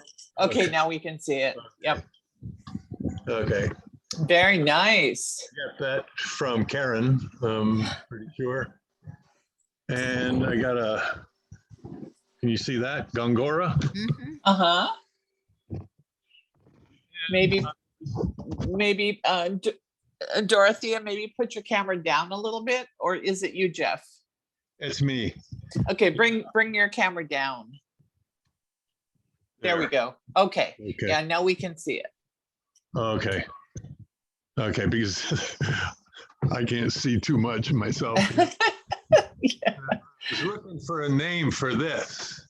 Oh, that is really cool. And Any idea of the genus? well, it's some kind of Vanda looking thing. It's related to Vanda for sure. Really? But you can tell by the leaves, the tip of the leaves has that symmetrical kind of tip. Well, you know, when Tom comes back, he will probably know the name of that. Yeah, Yep. I would think. Come back to it. I have this also. This is Prostechia. Okay. It's almost there. Something carpa. You're going to have to put your camera lower. There we go. Okay. Oh, I've seen those Yeah, bit but Akatsukas. Prismatocarpa. Metacarpa, yeah, okay. And I was hoping to find a name for this. Ah. Ooh, that's very cute. Yeah. Looks like it's got some Walkeriana in it. Do you think? I'm not sure. Tom don't might know. Do you know who you got it from? No, I don't. Okay. There's plants like this that just pop up, you know, been neglected or whatever for so long. Anyway, would be nice to know the name. It seems to me that I've seen it in the book, you know, looking just like this. This one's not in that good a condition. Is it that dendrobium that you're showing? Yeah. Hey, Tom. Yeah. Tommy has a question about this cute little Cattleya. Yeah, Show me. This right here.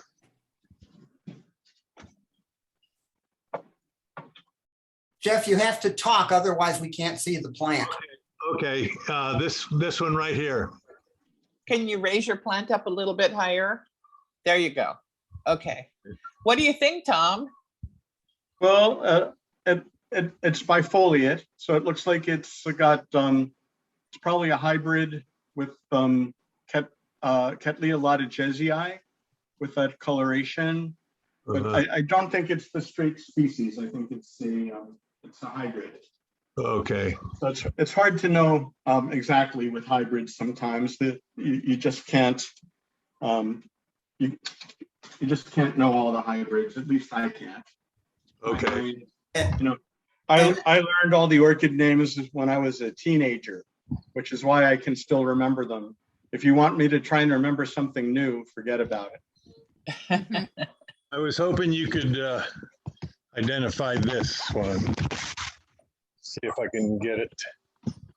It's the Rhynchostylus. Ah. And it's an alba form of. I'm not sure of the species. Sometimes we look at Rhynchostylus and think of the colors of them to help identify what they are. I'm not quite sure which one that is because it's alba. So Rhynchostylus often have really interesting colorations or distinctive ones. And aren't they also known as the foxtail orchid? They often are. Many of them have foxtail-like inflorescences like that. Rhynchostylus. Okay, that's RHY. RHYNCHOSTYLUS. Stylis. Okay. It might be Rhynchostylus retusa. And I say that because I know a lot of that plant was kind of distributed on the Big Island a few years ago. And so many have that alba form in their collections. But I dare say no one's growing it and blooming it as well as you are. Yeah. So it is, it's like a Vanda, related to Vandas, huh? It's very closely related to Vanda, and it is probably, I think, I'm sure it's interbred with Vanda very frequently, as are, so many in that group. There's a lot of intergeneric hybrids. Okay. Thank you. Sure. Nice Gongora behind you. Did you show that already and I missed it? Oh, yeah. Yes. Yeah, you want to see it yourself? Here. I'll see if I can get it back again. Fantastic. And a very nice color form too. Often they're sort of brownish. So this is a lovely sort of creamy yellow. Yeah, it doesn't seem to follow. And I bet it smells good too, yeah? It does have some smell, yeah. Right now Yes, it's much. But... So this is one of the plants that's pollinated by fragrance collecting male euglossine bees that need the fragrance to attract females. Oh yeah. So they roll around in it? And... No, they scrape the fragrances out of the flowers and then they store them in these little organs they have on their legs. And then when they're ready to mate, they sit on the side of the tree and they extend their legs out in a display that the fragrance wafts and then the females come. So might be a lesson for all of us, right? You got to smell good. I'll think about that.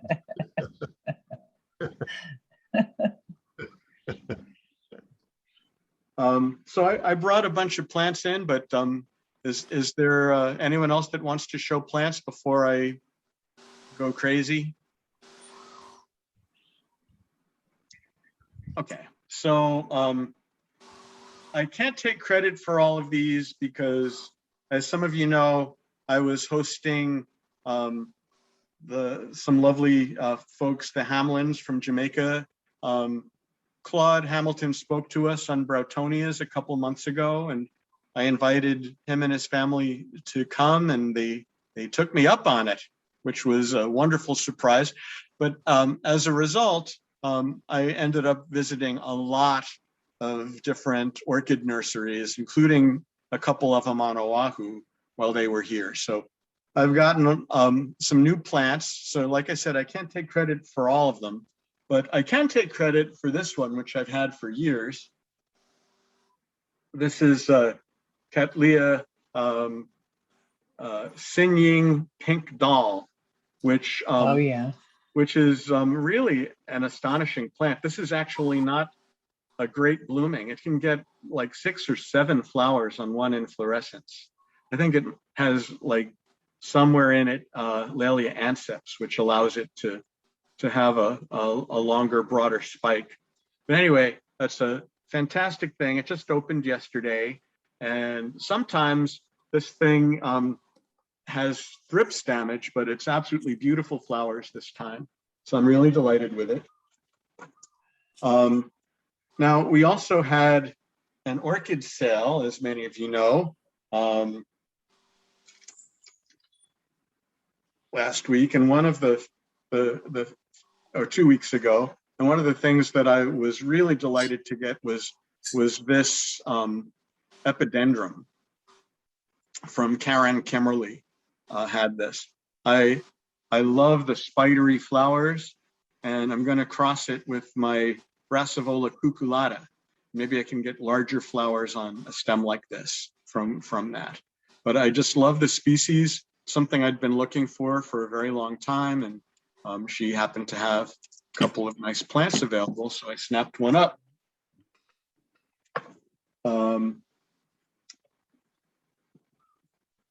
So I got a few plants from James at Hilo Orchid Farm that I'm really in love with. And one of them is a very nice compact dendrobium. This is Dendrobium laevifolium. It's from Vanuatu, and even though it's a what they call an oxyglossum dendrobium, which are often cool growing, this species is quite warm growing, and so it's been used to make a lot of terrific hybrids, including Dendrobium hibiki, which is a cross with Bracteatum. And so it has incredible, wonderful, vibrant color, as well as heat tolerance, which makes it very possible for us to grow here. These also actually do quite well in trees, as does Dendrobium hibiki too, that hybrid I was talking about. But if James is still here, I noticed that he had tuned in. I wanted to just thank him again for releasing one of these to me. This is one of the dendrobiums that I love beyond all others. I used to have a big plant of it at the Smithsonian that bloomed magnificently.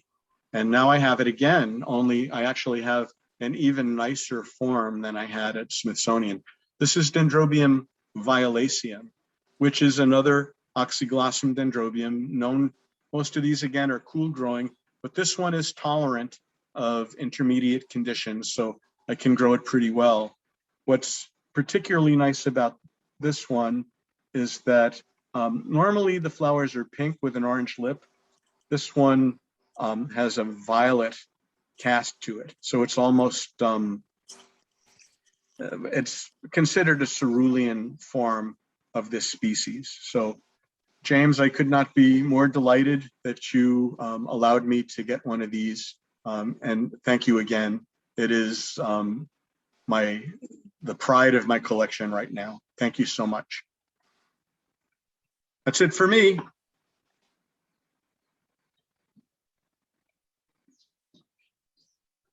Any other plants to show?